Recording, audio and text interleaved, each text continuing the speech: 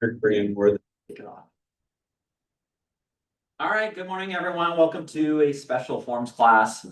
Today, we're going to be talking about the brand new forms updates, the new rules, and a funny acronym called WCOIA. Does anyone know what that stands for? Trick question. WCOIA. Okay, so good thing you're here. I'm gonna start things off rather than trying to explain WCOIA because it's pretty complicated. It really comes down to the common interest community properties, right? You guys know that years ago, Washington State allowed communities to opt into this. And it was a way for them to kind of like have a tighter process of doing resales. They have resale certificates. So you know how you could just go to a regular looking neighborhood of single family residential homes, non-attached, and you're thinking, oh, it's just a neighborhood. Well, this neighborhood could have opted into common interest communities. And when they do that, there's requirements for when you sell. And it's just like a condo. You need a resale certificate to go through that process. And so in order to opt into these things, they have to do all this, these rules and stuff like that. And the only way to find out is how. You guys know? How would you know? Your title. Yeah, that's it. Probably the only way. You won't see it on Realist. So there's a bunch of new updates that are gonna happen in 2028. That's gonna have to do with WCOIA. So we'll see what happens if that shifts into more and more, single family residential going into this type of, situation, then we'll find out. But rather than trying to go into and explain to this, Annie Fitzsimmons has been, she puts her videos out every Friday. Well, the past recent 2 Fridays in a row, she has talked about these new changes. So I figured why go through all the pain of explaining this when I might miss something when Annie's got a perfect video. So I'm gonna go ahead and share my screen. Oops, actually, before I do that, make sure that all of this.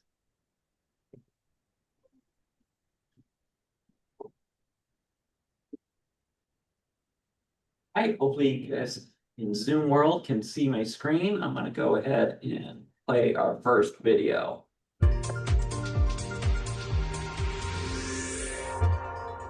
Hi, I'm Annie Fitzsimmons. I'm your Washington Realtors Legal Hotline lawyer. And in this short series, we are going to be describing changes to a Washington law that you have been dealing in and around, whether you know it or not, for the last few years.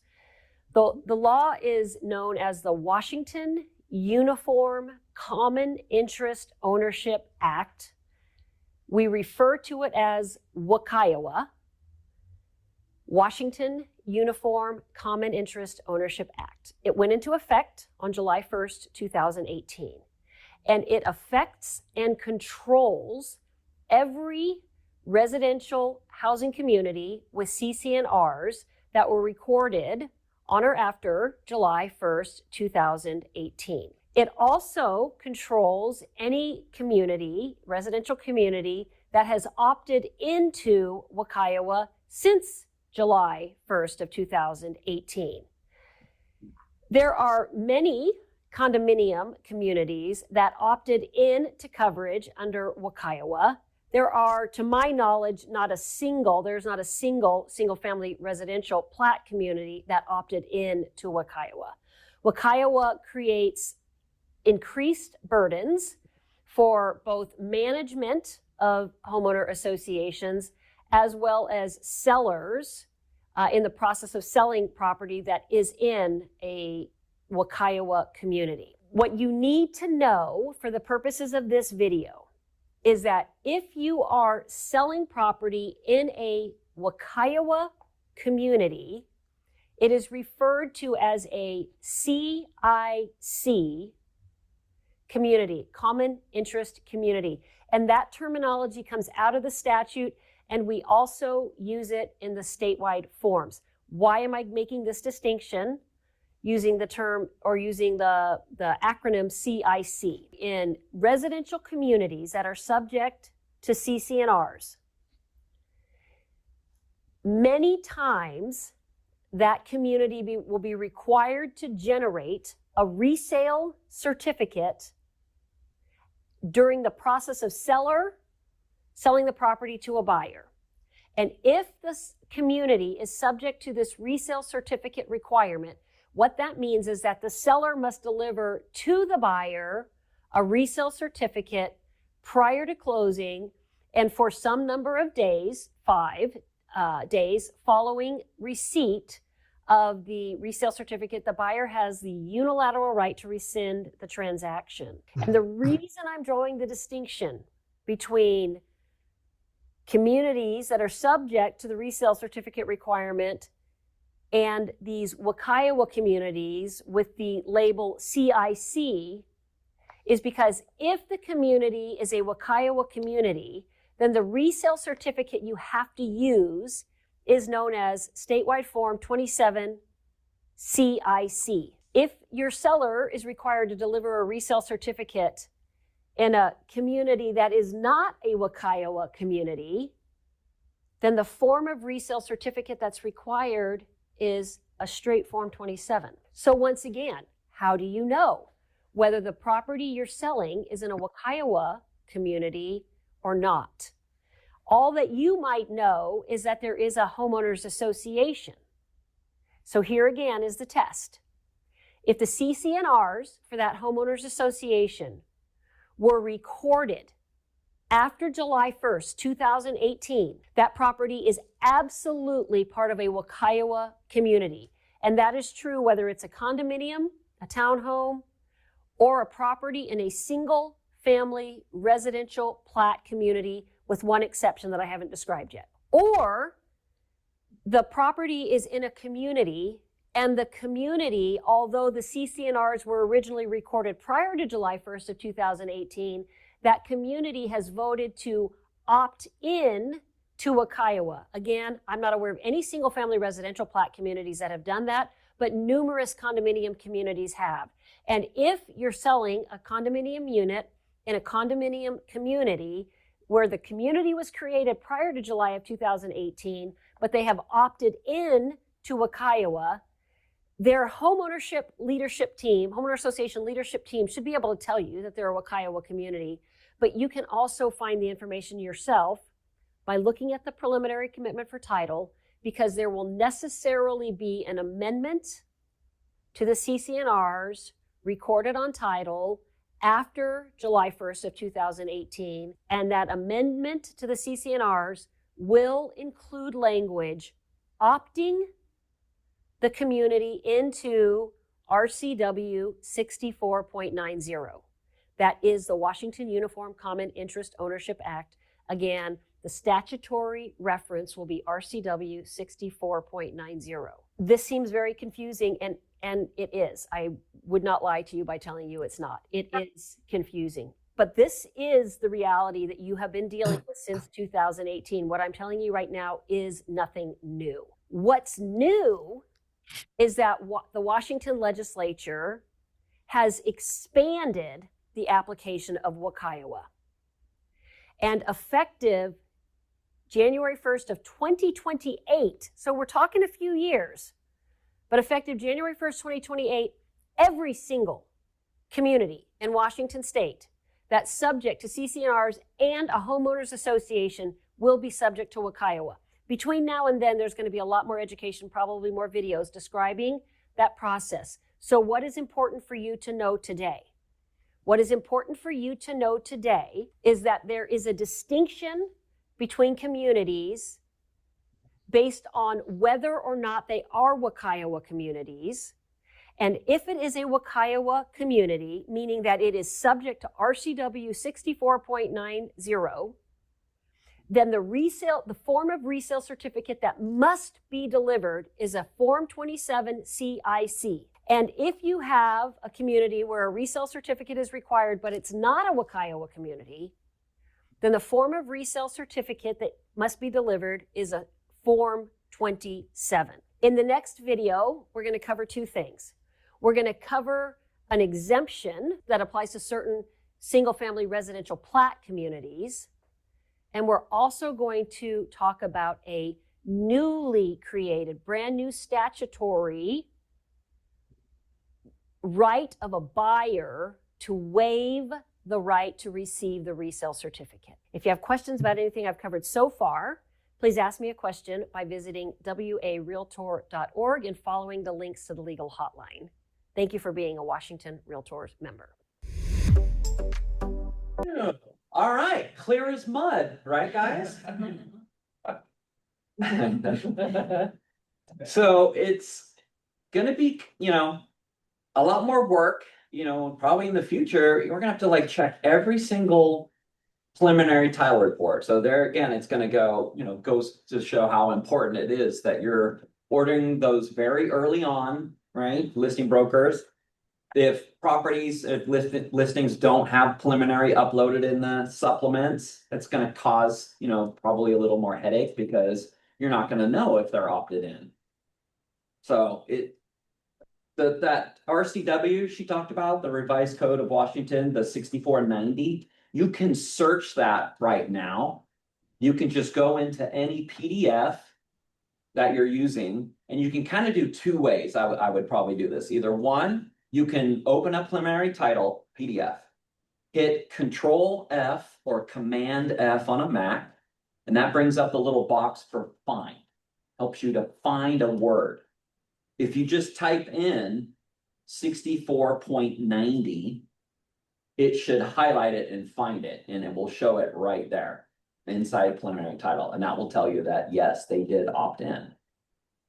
Like she said, she doesn't know of any of them yet, but they're out there. We had a question last year where someone said, hey, this, and I don't think they ended up writing it up, so they didn't need to go through the whole pain process. But if they were going to buy that property, they would have had to have a resale certificate to sell. So by law, the buyer has a resale certificate. Do you guys know what the difference is from a regular deal that doesn't have the resale certificates requirements statute? Do you guys know?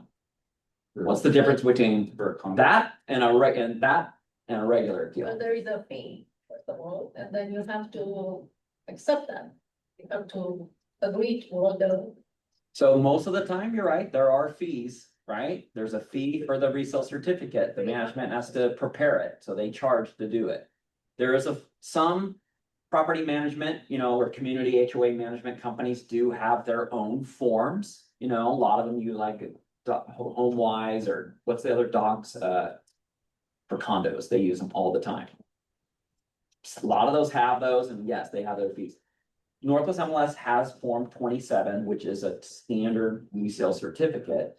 But just like she said, 2018, when this started, they've had that form for the 27 CIC. And that's the common interest community designation for a resale certificate. So the difference is between a regular deal and any property or any deal that has this is that the buyer's got to have a right for 5 days to terminate based on receiving it. So and they have to get it. So if you all of a sudden are in a deal and nobody paid attention and nobody saw that this was a CIC, common interest community property, title didn't tell you, the listing broker didn't know, nobody checked for the RCW, literally the buyer would have a 5-day right to back out of the deal at any time. But you think the seller knows, right? And you disclose that. Not anytime. No. The brokers barely know right now. I mean, it's very new. And like she says, in 2028, it's pretty much going to be across the board for almost every type of property. But will there be exemptions? And so let's watch the next video. Well, and also sometimes it takes like 5 to 10 days to get the resale certificate. Yeah. So, and they're only good sometimes for like 30 days. So plat communities, if they were formed. Hi, I'm Annie Fitzsimmons. I'm your Washington Realtors legal hotline lawyer. And this is the second and last episode in a very short 2025 Wakaiowa series. And the reason I'm calling it out by this series by that title is because this is the beginning of education around Wakaiowa. Wakaiowa will have a much more expanded impact under Washington law by the time January 1st, 2028 gets here. And between now and then, you're going to have more education about Wakaiowa.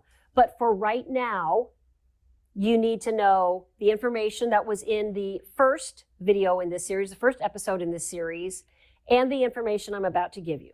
So in the first episode, we talked about which communities are Wakaiowa communities, and I told you that I was going to tell you about an exception. There is an exception to plat communities. So single-family residential plat communities, if they were formed after July 1st, 2018, they are necessarily Wakaiowa communities subject to RCW 6490 unless, and here's the exception, unless they consist of no more than 12 sites, 12 lots, and the annual dues per homeowner are no more than $300, and the developer has no ability to expand the community by adding additional property. All three components are required or there is no exemption, and that is the only exception. So in addition, in this episode, I want to talk about some changes based on the 2025 legislation.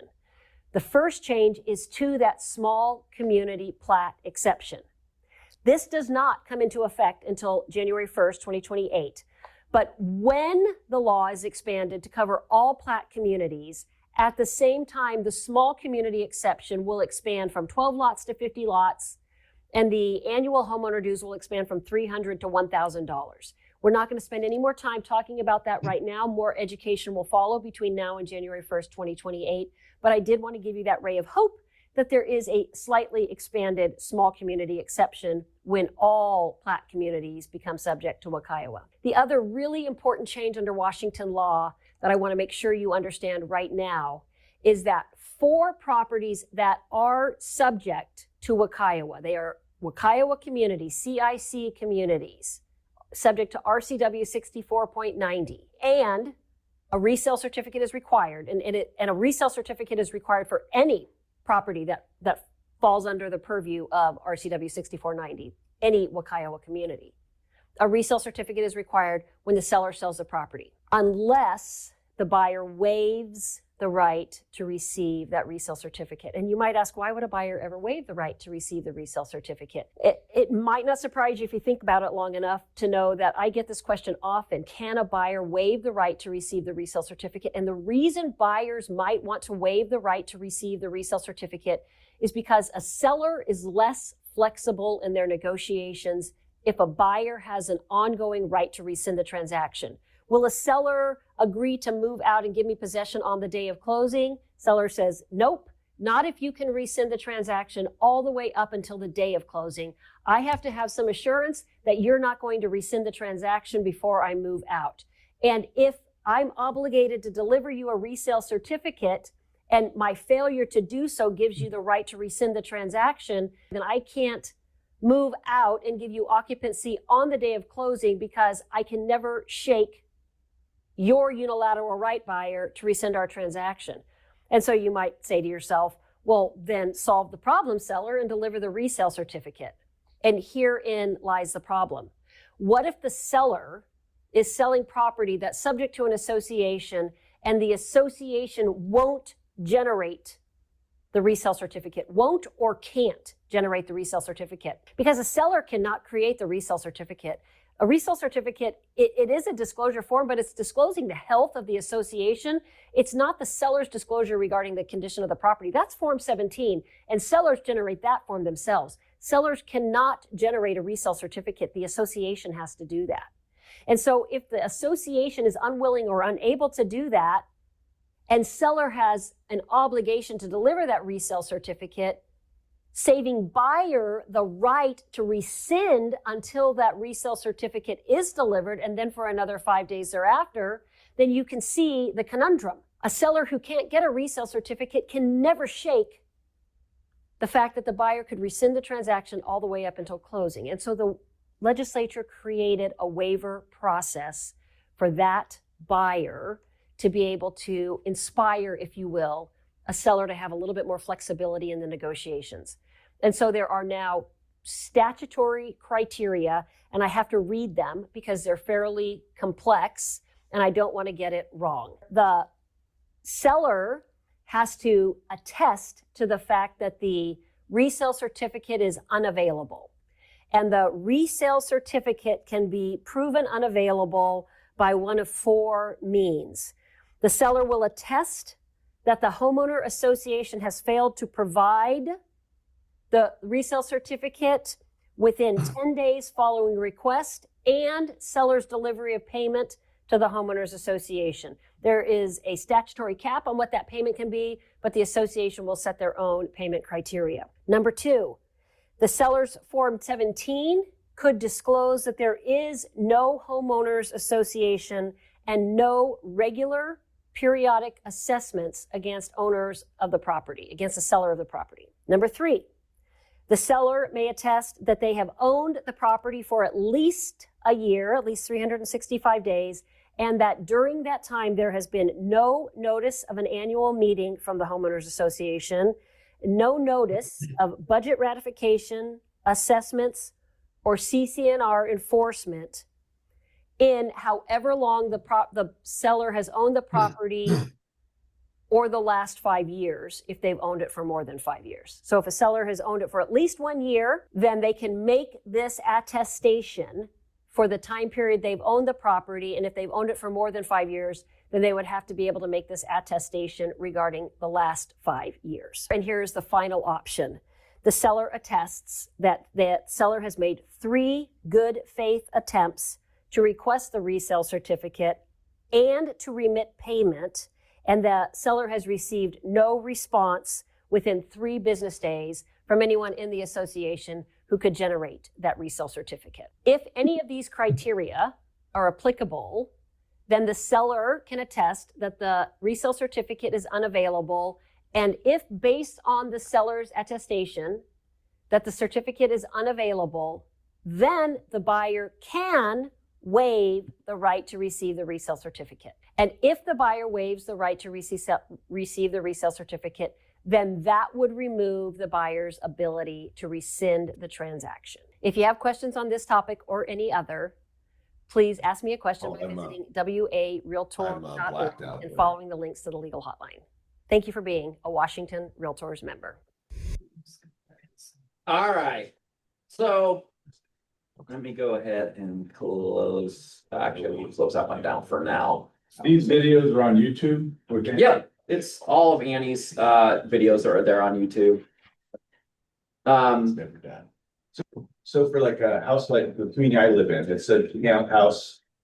It has CCNRs, it has yearly HOA fee. So we're gonna have to provide a resale certificate now for selling that property. 2028, it sounds like all properties are it's gonna be required. Why would they pass something like this? Is it special assessments? Is it? I just wondered what it is. They're tired of, I mean, think about it. They're just tired of lawsuits whenever there's these communities, like someone comes in and they're like, you know, now you gotta pay this fee. Like, well, I didn't know that. You guys never disclosed it. It's putting more burden on the HOAs to make sure that they're being clear and disclosing what's really going on in their community. They have enough money in their reserve accounts and all of that. Have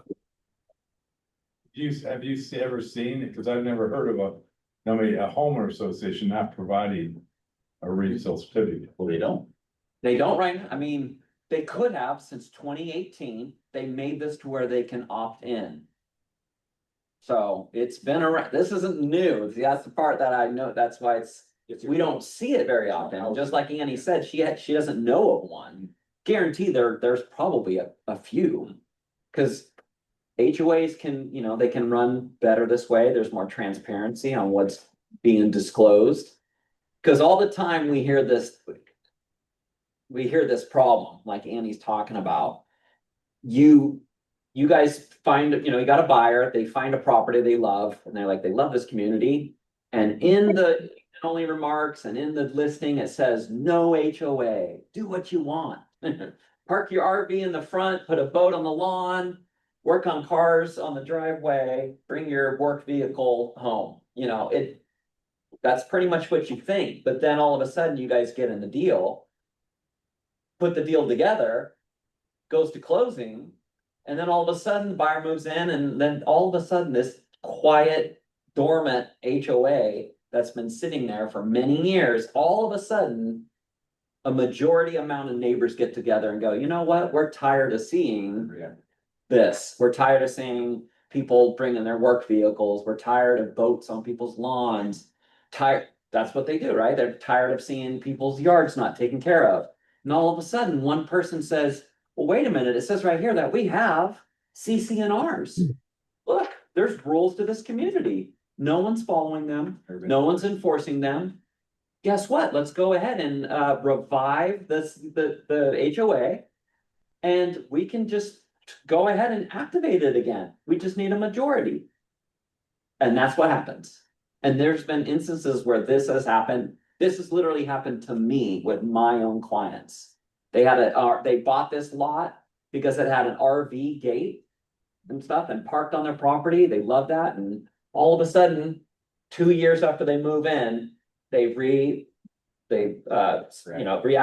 the HOA. They basically start enforcing the CCNRs, and in the CCNRs, Or, no RVs on your property.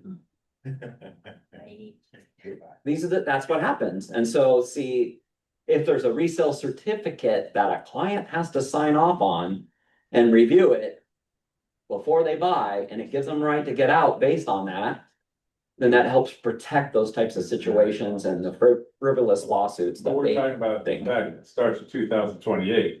Right now, there's one. That's that part where all communities are going to is going to be in this. I mean, unless they all of a sudden make a change to the law, and that's why she's saying more education is going to be coming forward. But the law that's live right now. It started in 2018.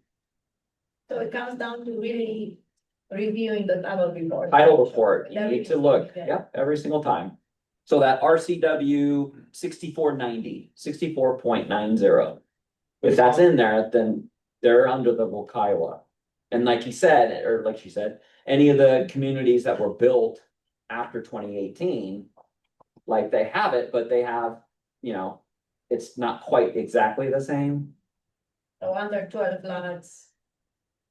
And Yeah, we're gonna have to get square on all of those rules because we haven't been paying attention to What would them. you suggest now on when you're a listing broker for a condo, when should you order the resale certificate since? That depends on the HOA for how long they're good for. And that's something else I know that the Realtors Association was pushing for, was a little more of a standardized timeline for how long an HOA can actually say those are valid for. Because there's some HOAs out there, literally, you get 30 days. Yeah, I just called one. And it's- Then they're charging $500. And then it's- wait, That's not right. So you need to, we cannot have a set rule like, okay, seller, go and order this right away. You get on the market 2 weeks later, all of a sudden you're 2 weeks in and, then they're like, oh yeah, that resale certificate already expired. Yeah. Hey, So- Eric, one other thing on condo resales. I've got one out in 10 Trails right now, and there are actually multiple HOAs. And I'll tell you, when we listed, it was a real pain in the rear to kind of track down the specific managers for each of those HOAs. I think you need to kind of dip into that early. Yeah, there's a lot of communities that have that same thing. They have the master planned community. It's like Sunrise, Morning View Ridge Estates. You could have two different dues. So, yep, gonna have to really dig deep on those preliminary title reports. Okay, Also, that's one last thing. oh yeah, there's those new cottage communities that are popping up that don't look Oh, like yeah. the one in Kirkland in the Rose Hill area. They're all condoized, but they don't look like they're condos. Oh, yeah. Yep, gotta watch out for all that. Okay, we gotta start jumping into the next section that we're working on, and this is the new forms updates. So let me share my screen.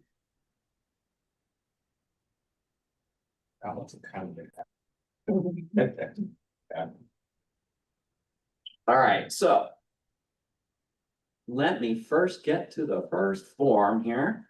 All right, so very first update we're gonna look at is on listing agreements, and this is all going to coincide with the new rules for disclosing any referral fees. I sent in a message to Northwest MLS to the legal team to find out about if any fees are paid to like Zillow or anything like that, because they are a firm.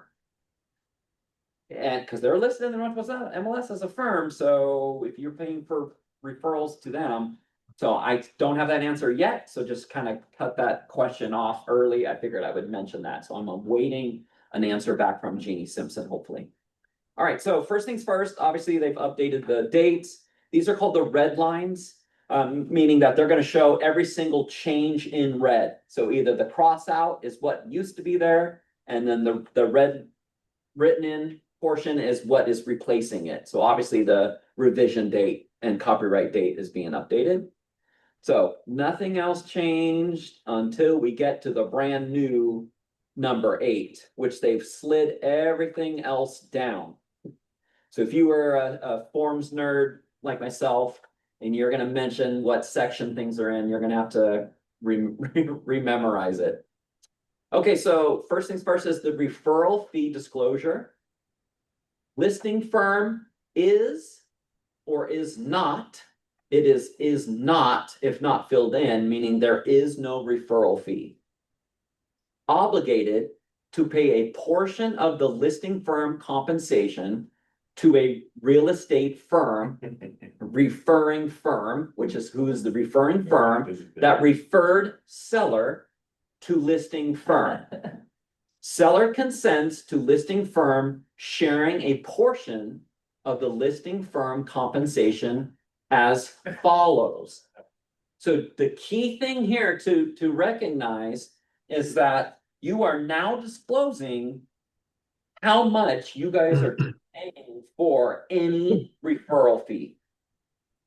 So there's complete transparency. If anybody is getting money from your compensation, right, you've got to disclose it in writing. So to your listing, someone calls on it, you show it to them, they love it, and they're like, we want to write it up. And you're like, yeah, I'm not doing limited dual agency. Sorry, my seller doesn't even want me to do it. So let me refer you to someone else. That buyer client has to be disclosed that they are, that buyer broker is paying you a referral fee. And in turn, you have to disclose now to your seller that you are receiving a referral fee.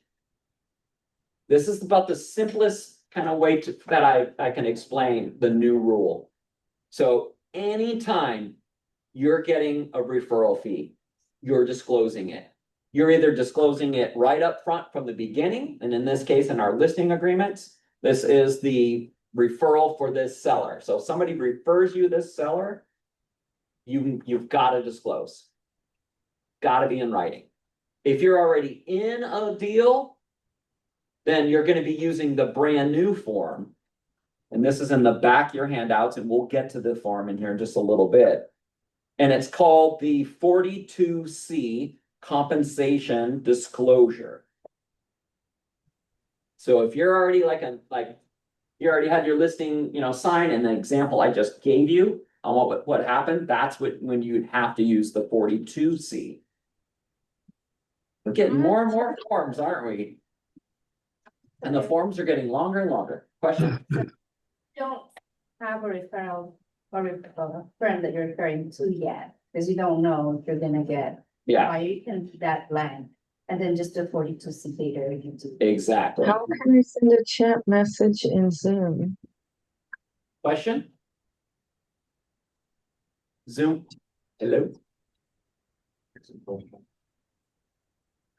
All right. I have I'll a continue. question that goes for out of state. So if somebody refers me from out of state, Yep. I still fill out that form and send it to them also, or we just keep it in our file. Nope. It's if somebody is referring you a listing, So I'm gonna stick to each form as we go, 'cause that way it'll be less confusing. So if somebody, Vanessa, refers you a listing. And here in Washington, and you're paying them, you have to put in the firm. Whoever the firm is. I think it's a good idea to put not only the firm name, but I would put the broker's name as well. It's always best to kind of like list both, I think, because it's once in a while we get these mystery checks. And it just says John L. Scott Inc. Great, here's money, and then the commissions department has to try to backtrack and find, okay, whose money is this? And they get these ones all the time, so anytime you can include not only the firm of who's, giving the referring firm, but also I put the broker's name in a parentheses or something like that after this. It's a pretty long line, so it will help with that. And then if that's A, and then B is the referral fee. Is it a percentage of the listing firm compensation, or is it a flat dollar amount? Just fill in whatever one it is. So Eric, what if you get a referral from the same office? So it shows here listing firm. Mhm. So would you still have to put that, because it's the same listing firm?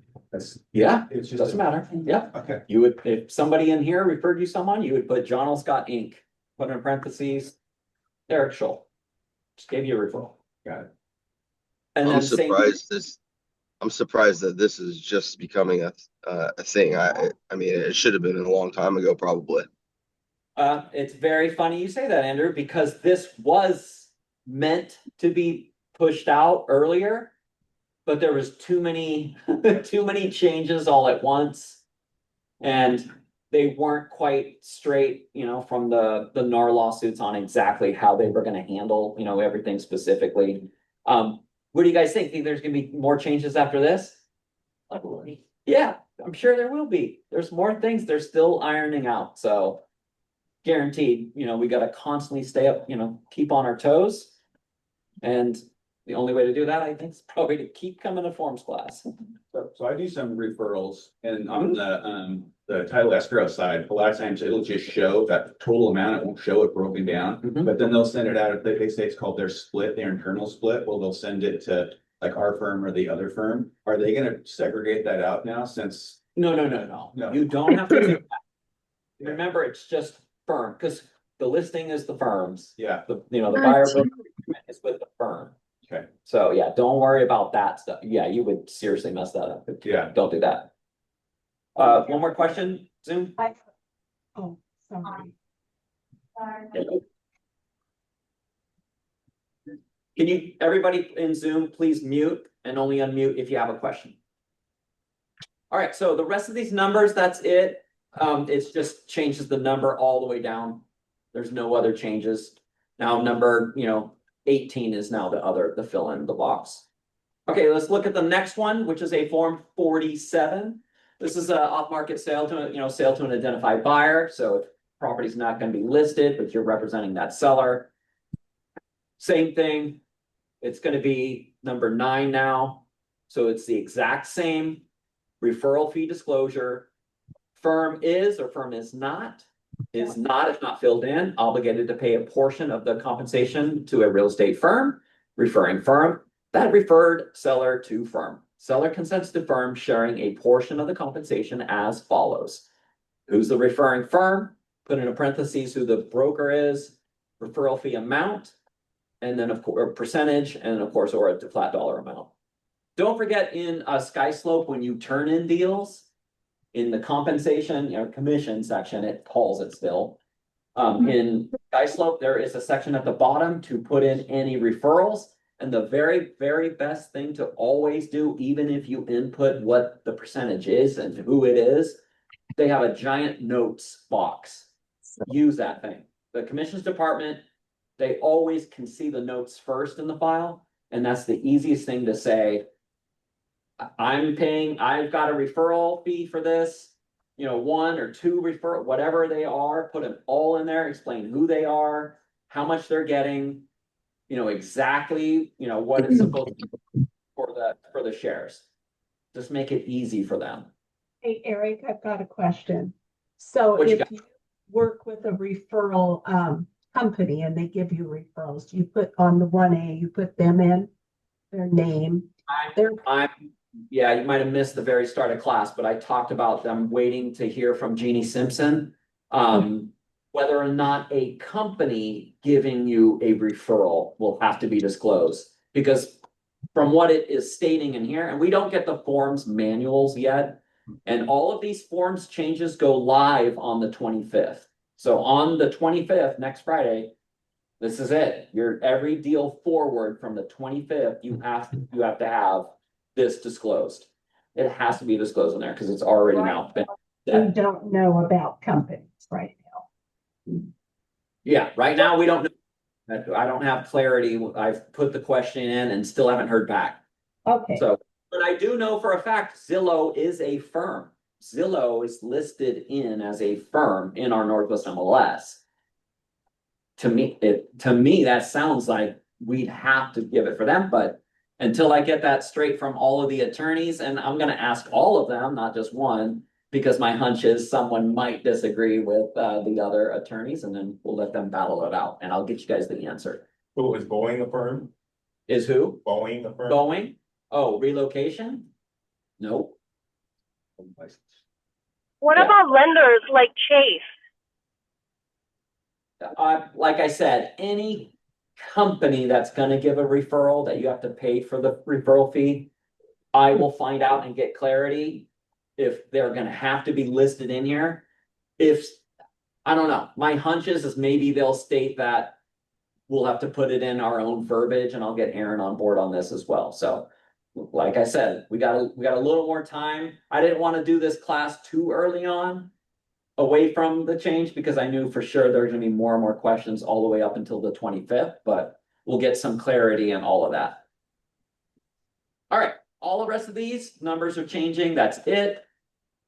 Next thing we need to dive into is the buyer brokerage services agreement, the Form 41. And yes, the John L. Scott version will have to be updated. Aaron's already said that we'll have to get a new one for that, because it's got to be disclosed in there too, no matter what. All right, so let's get down to the new section.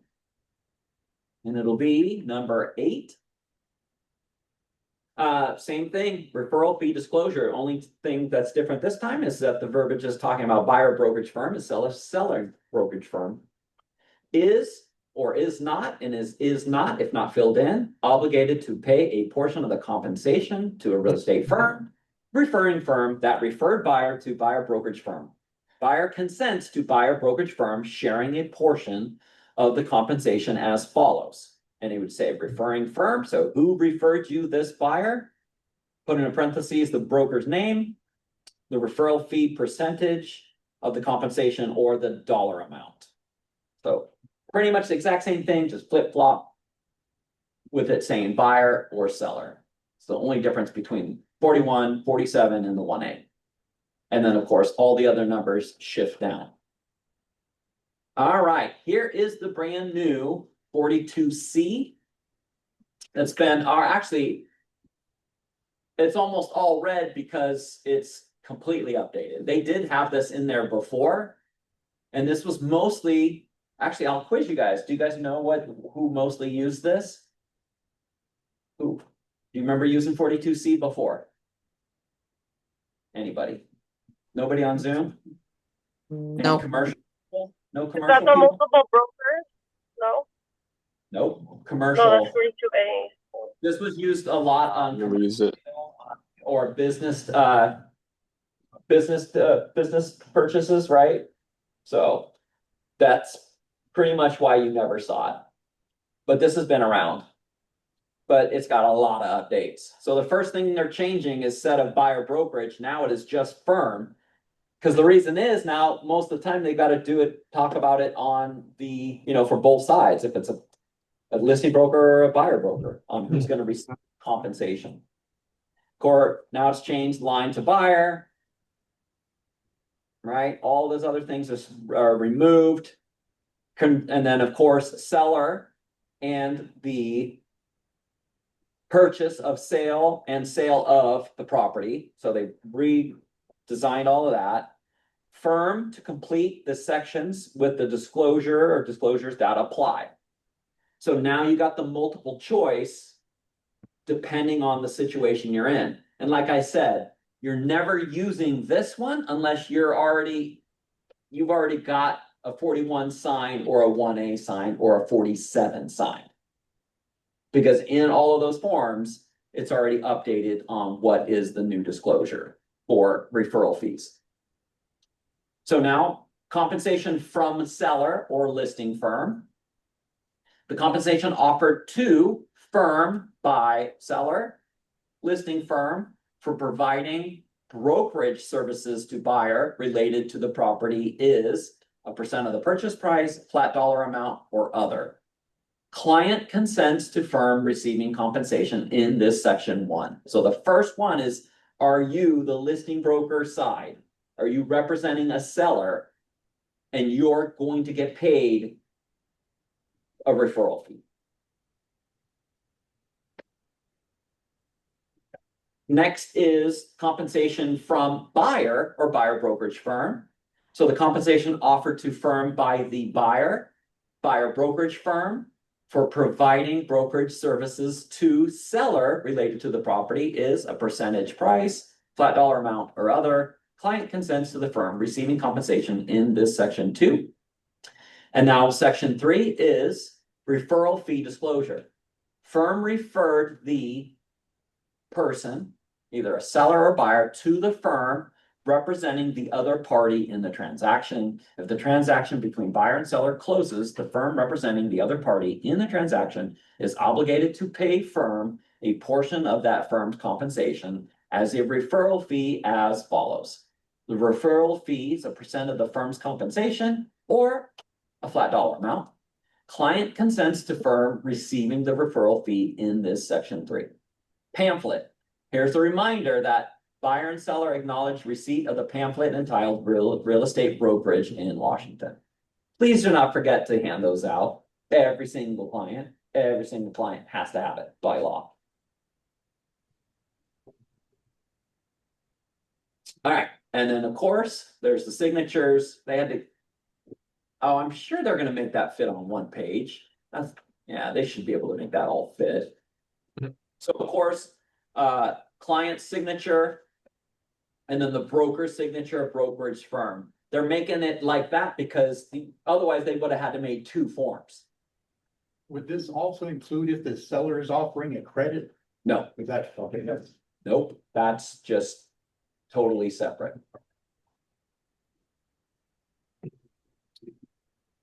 All right, next, the common interest community. This is the updated form now. The 27 CIC, like I said, this is around. This is page 1 through 5. Instructions. A unit owner must furnish to a purchaser before execution of any contract for sale of a unit or otherwise before conveyance this resale certificate form or a statutory equivalent unless seller attests that a resale certificate is unavailable as provided in RCW 6490-604. And the buyer has expressly waived the right to receive a resale certificate, the RCW 6490-641. This resale certificate, so this is what they've updated. If the resale certificate is first provided to a purchaser more than 5 days before execution of a contract for the purchase of a unit, the purchaser does not have the right under RCW 6490-640 to cancel the executed contract. So I'm going to stop right there for a second. It's exactly the same as a Form 17. If you gave a client, like a buyer broker calls you and says, oh, hey, Cal, your buyer wants to potentially buy this house. Do you have the Form 17? And like, oh yeah, I forgot to upload it in the supplements, which that's bad anyway. But send it over to Cal. He's like, okay, I've got it. I've forwarded it to the buyer right now. And I don't think he has any questions.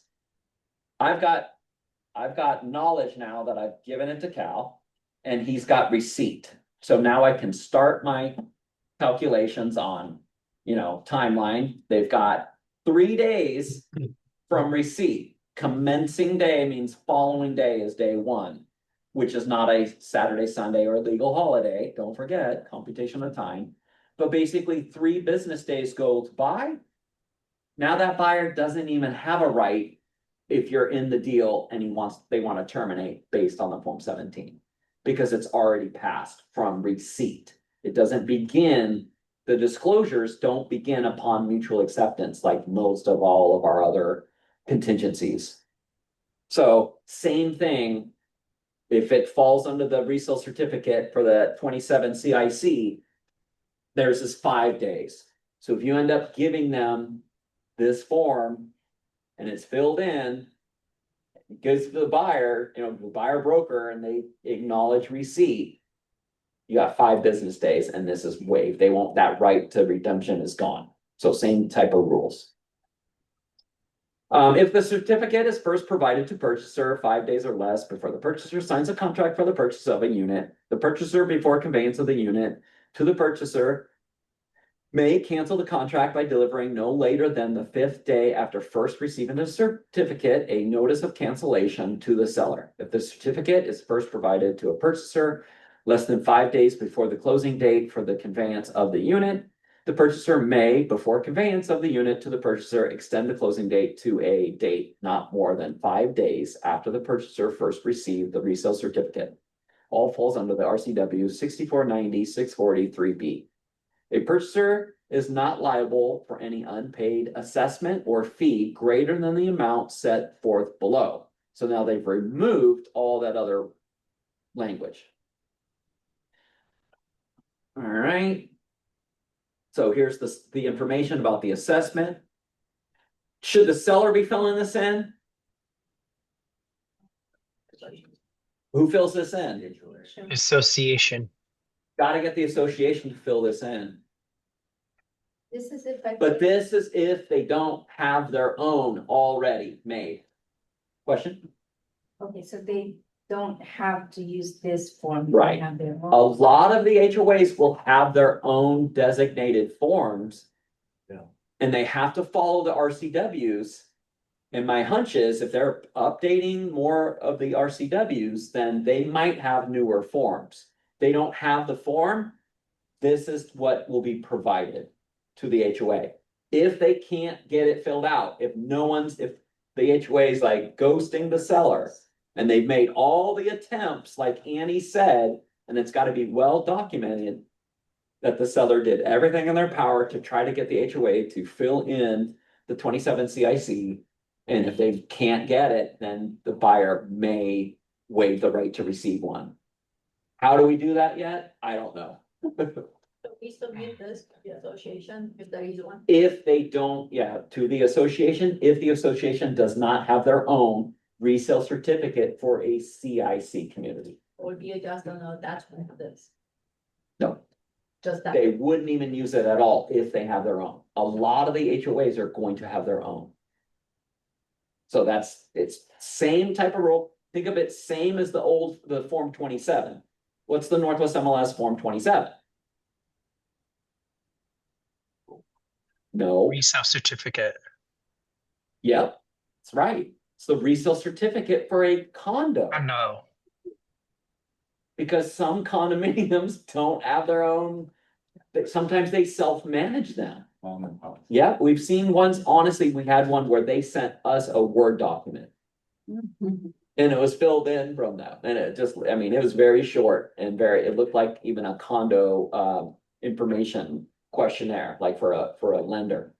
So that's what you guys have to remember. Like most of the time, you probably still won't be using these, but in the case that they don't have one, you have to get it. Because remember, like I said, towards the very beginning of class, you don't provide this, buyer has a right in Washington State to say bye-bye at any time. They got 5 days from receipt of it. If they never receive it, all the way to closing, they can go on the day of closing and go, I got cold feet. I didn't get the resale certificate and this is required.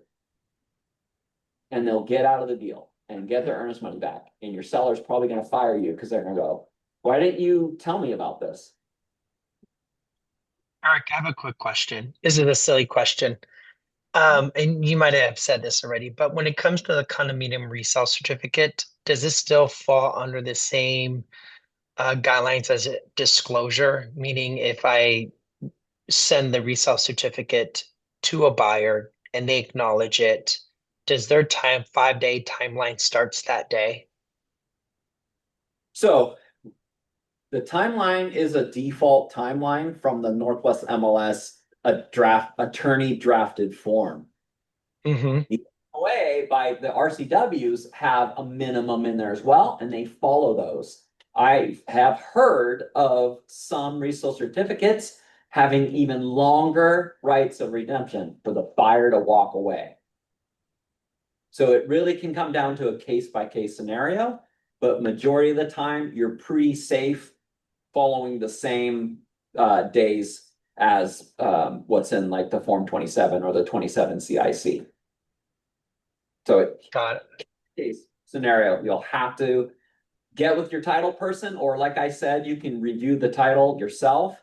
I know there's a few brokers that are using ChatGPT right now. They're uploading the preliminary title reports, the CC&Rs, and they're actually asking AI to completely go through the entire documents and find items in those documents. It works extremely well.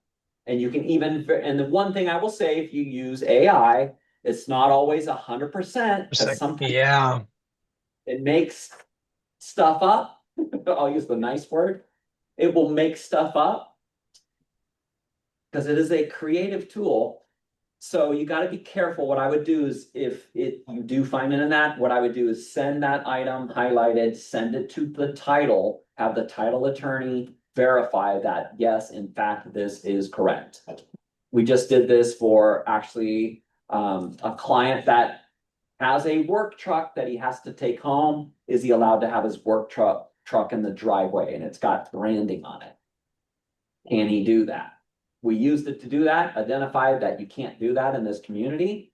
We sent the information over to the title officer and they verified, yes, this is exactly correct. You cannot have a work truck. And we go to the community and there's literally, as they drive through, there's 3 work trucks in driveways. So it's one of those things, is the HOA enforcing it or not? And it's an older community. Dormant HOA. So it's the same type of thing you think about. So that's why we got these rules. All right, let's continue. Most of the changes is in the very beginning of the form. All right, and then here is the last part on the 27 CIC about the resale certificate unavailable. This page is not applicable if pages 1 through 4 of this form 27 CIC are complete. Seller's attestation that resale certificate is unavailable. Pursuant to RCW 6490-604, seller attests that a resale certificate is unavailable for the unit because of the following. Select the applicable box. So here are the applicable boxes, like Annie talked about in the video. The association failed to provide the resale certificate within 10 days of request and delivery of payment pursuant to the requirements of RCW 6490-642. As indicated in the seller disclosure statement, Form 17, required by Chapter 6406 RCW, there is no homeowners association and no regular periodic assessments, which are dues. Seller has owned the unit for at least 365 days, and to the best of seller's knowledge, the association has not sent notice of an annual meeting, budget, ratification, or assessments, or attempted to enforce the covenants in the last 5 years, or since seller purchased the unit, whichever is less. And fourth is seller has made 3 good faith attempts to request the resale certificate and remit payment to the association or its authorized agent, and has not received a resale certificate within 3 business days. What I would suggest to your sellers is, if they are emailing them, that they CC you on every single one of those emails. And when you get those emails, you're going to upload those into your SkySlope file, into the document section. You're just going to add them in there. You know that unique email address you get for every single deal you do, and in SkySlope, it makes a unique email address associated to that file. You're gonna forward those emails that the seller's sending to that email, so they upload, so just in case your file gets audited, or if it goes to court and that buyer tries suing later on, you're gonna say, here you go, here's all the emails, there were no replies. Not our problem. So it's just a CYA. All right, that is the last of the red line forms. Let me open up to show you the complete forms.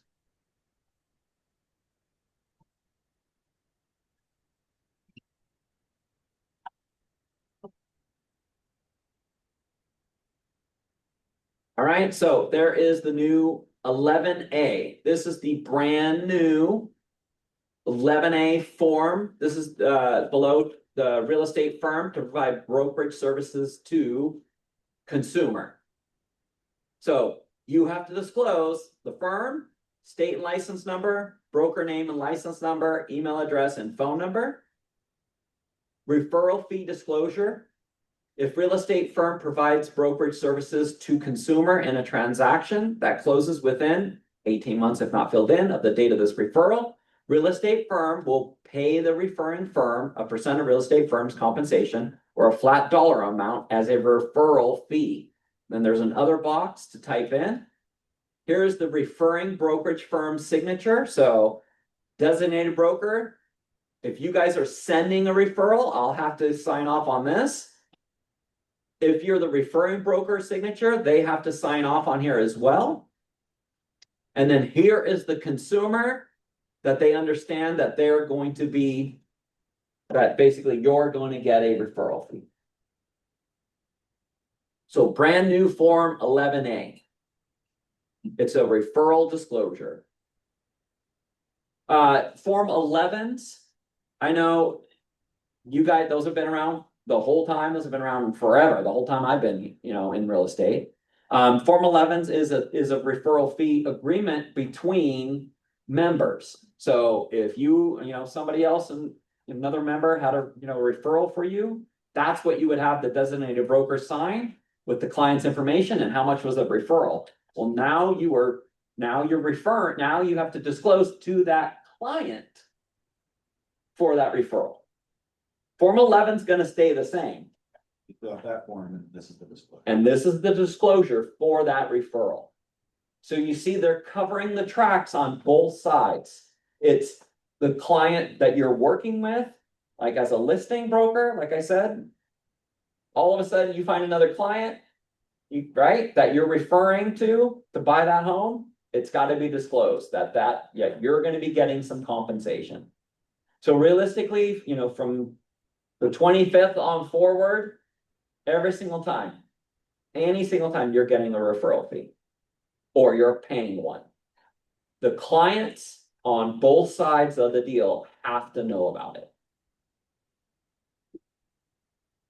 That's the easiest way to remember the rules.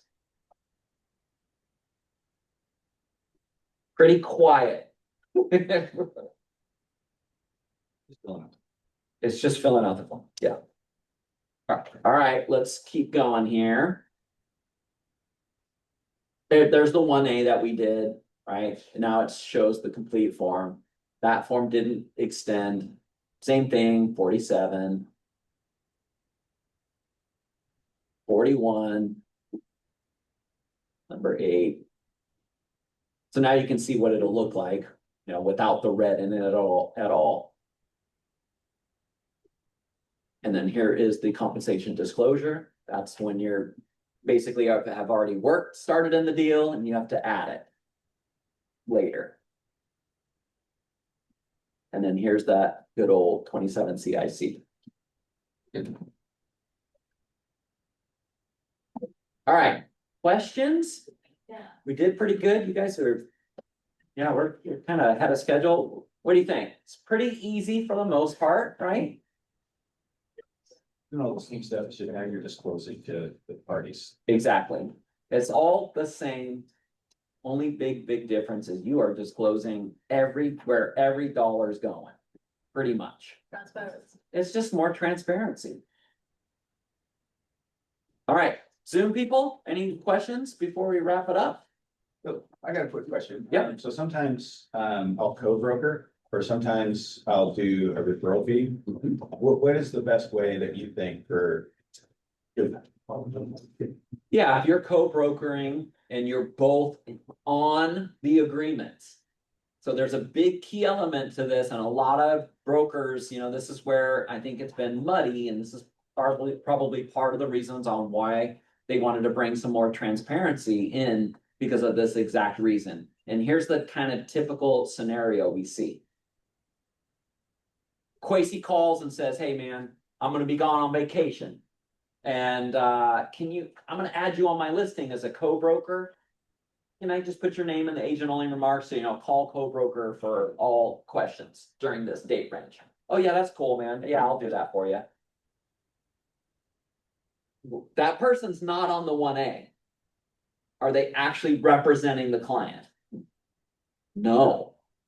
They've only just been added in the listing on the multiple listing service as a co-broker.